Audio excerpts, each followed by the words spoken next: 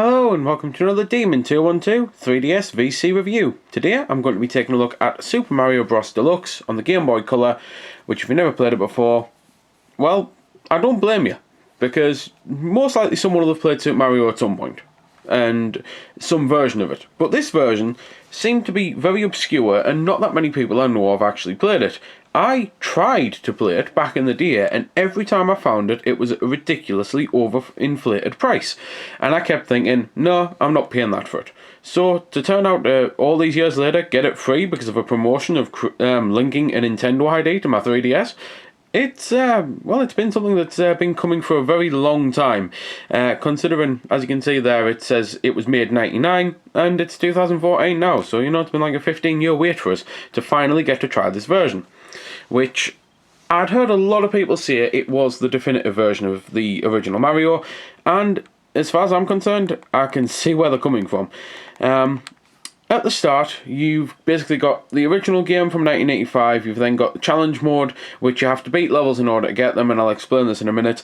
You've got Versus, which doesn't work, and that's the first disappointment that I came across, and a lot of other people have, because if you've watched any of my recent VC reviews, you'll have noticed where I said on the likes of Life Force on Mario Bros. 3.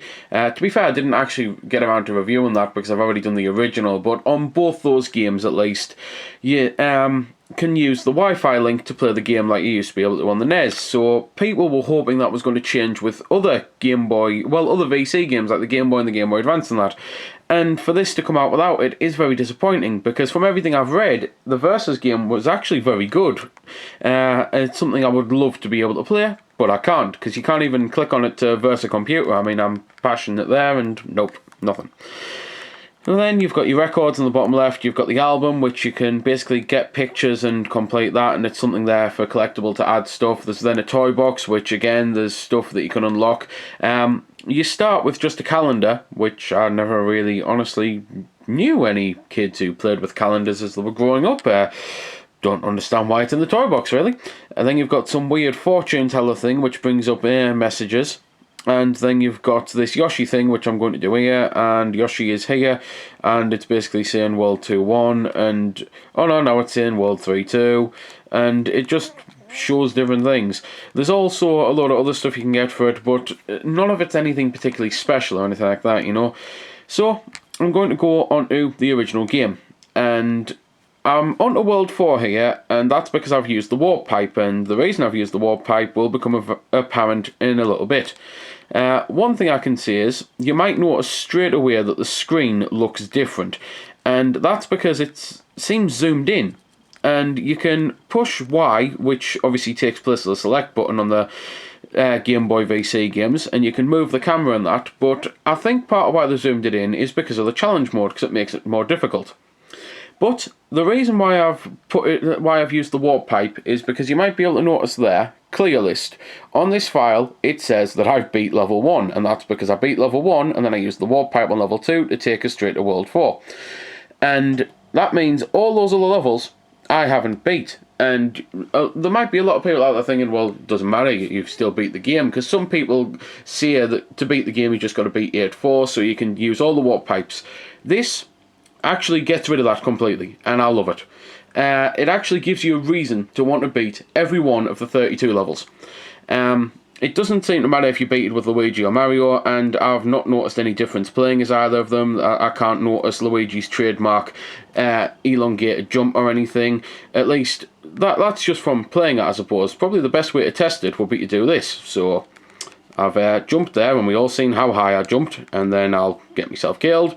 I'll choose Mario, and then I'll just see what Mario's jump looks like. So, yeah, it's the same, and I thought it was. I knew I wasn't imagining anything, but either way, it's still nice to be able to play as Luigi, seeing as he is the better brother. So, what I was saying about beating levels, another reason why it's good to do it is, you can only play challenges on the levels you've beaten. So again, as you can see, I'd only beaten level 1 on that file, so it's only going to let me do level 1. So you've got all the rest of them there, and on every level there's basically 3 requirements, which on this one I've not managed to get the score yet because I didn't even realise that was one of the requirements at first. It just said find the red coins, and I went and found the red coins, and then it turns out there's actually other stuff you have to do. Basically, there's 5 red coins on the level, and they're hidden in quite sneaky places. The reason I'm on level 1 here is because this is the new thing for a lot of people who may not have obviously played this version. This is going to be where the majority of the gameplay comes in, because they'll think, well, why bother replaying a game I've beat 100 times before? Well, it's this challenge mode. That is literally why you want to replay it. Because it's just like mastering the game, I suppose, is probably the way to put it. And the coins are hidden all over the place. They can be hidden in regular blocks, they can be hidden in coin blocks, they can be hidden just all over the place. They're like on top of platforms, under platforms, things like that, and it means that you've really got to rake for the level. And that's why, as I was saying earlier, I think the camera is zoomed out the way it is, to kind of make it harder to do that. It's possible it's because obviously this used to be on a Game Boy Color where the screen size was like that, and maybe the thought by having it zoomed in it would make it easier to play, but it's also possible that they did it like that to make it harder for the challenge mode, which is quite cool if they did.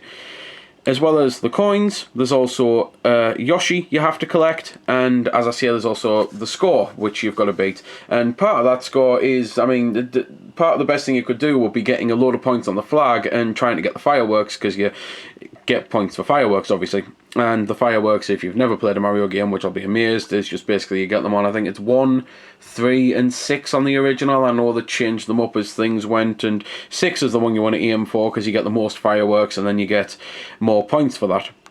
Upon pretty much beating everything that you kind of have to do, like once you get a certain, I think it's 300,000 total points, then you will unlock lost levels though, which is, for a lot of people, it was one of the first times they ever experienced lost levels, because obviously it was released as All-Stars on the All-Stars compilation thing on the SNES, but not everyone got that, because a lot of people might have thought, well, I've played them before, why bother? And some people might have thought, well, I'm not paying so much extra money just to play one game. So at least by getting this now, then you've definitely got yourself a copy of Lost Levels. The only problem is you don't have all of it, because World, if memory serves, it's World 9, A, B, C and D, which were secret worlds that you could do on Lost Levels. They're not available on this, and it's a bit of a shame, but still, you're getting, 64 levels and challenge levels and things like that for, well, for most people at this moment in time, it's probably for free. For everyone else watching this in the future who's deciding to buy it, then it's probably going to be regular Game Boy Color price, which I'll assume is around about £4.59. It's very rare that I've bought Game Boy Color games, not because I don't like the system, but because they just don't come out. And if you're watching this in the future and now you're thinking, well, there's a library of over 300 games, then, well, it never used to be like that. That's all I can pretty much say. And to be fair, that's all I can pretty much say about the game, because other than that, it's just Mario. It's basics. You go left to right, you get to the end, you do it all over again, you get to level 4 of a world, and you face Bowser, where you basically have to either kill him with a fireball or jump past him to get an axe, which destroys a bridge, which I have honestly never understood. And I mean, why an axe? Why not a lever? At least a lever would make sense, and if it's a lever in the shape of an axe, then that would make more sense, but to me it just looks like an axe. So I've never understood why getting an axe would destroy a bridge that would then kill Bowser, who'd magically come back to life on the next world. And it's one of those, for people saying that Mario needs a more complicated story, trust me, I don't think it needs a more complicated story. I just think it needs to explain the things it set in motion. And it's just one of those things, though. It is what it is, and the reason it's so popular all these years later is because it was pretty much perfect back in the day, and it's maintained its greatness now. This is a fantastic version of it, so for those of you who haven't played it, it's well worth taking a look, especially if you got it for free and you thought, I'm not even going to bother installing it because I've beat the original so many times. Install it. At the end of the day, you got it for free. It's worth taking another look just to maybe beat all the levels, because maybe you've never got around to doing that. Maybe you thought, I'll just beat World 8-4 and see I've beat it, It's just one of those things that it gives you more of a reason to do that. Graphically, the game looks really cool and really good. They did a little work to the graphics. I think it looks probably a little bit better than the NES version, but there's not much been done to it. Musically, it is still the same awesome Mario music that we've come to know and love for all these years. And that is pretty much all I can say now, so I'm going to be switching off now. So there we go then. That's been the review. I hope you found it helpful. I don't score the games because that's based purely on opinion, so instead I'll leave you to make your own mind up. So thanks for watching, and if you've got any questions about the game that I didn't answer in the vid or that hasn't been answered in the comments, then feel free to ask and I'll help if I can. Also, if you did find it helpful, don't forget to check out my channel because there's plenty more like this up there, and don't forget to subscribe because there'll be plenty more to come as well. So until next time, this has been Demon212, signing off.